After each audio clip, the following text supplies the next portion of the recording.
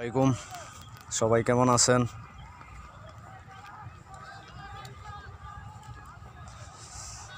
একজন মুসলমান হিসাবে বর্তমানে সবারই মন খারাপ।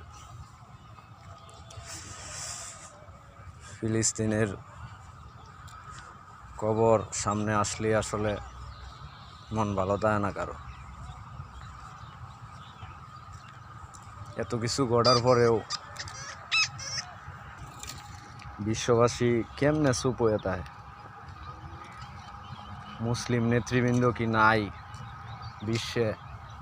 তাদের কি কোনো কিছু করার নাই?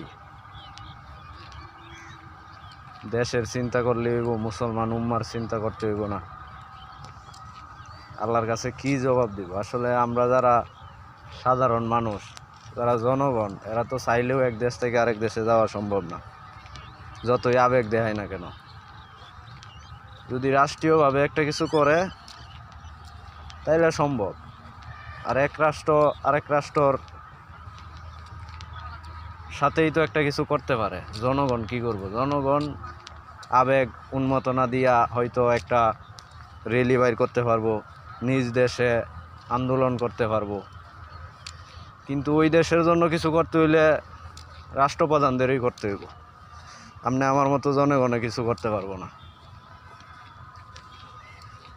যার জন্য মুসলিম কান্ট্রি তো অনেক আছে, তারা যদি আসলে ঐক্যমত পোষণ করে, তাদের মাধ্যমেই কিন্তু একটা সুষ্ঠু ফায়সালা আনা সম্ভব।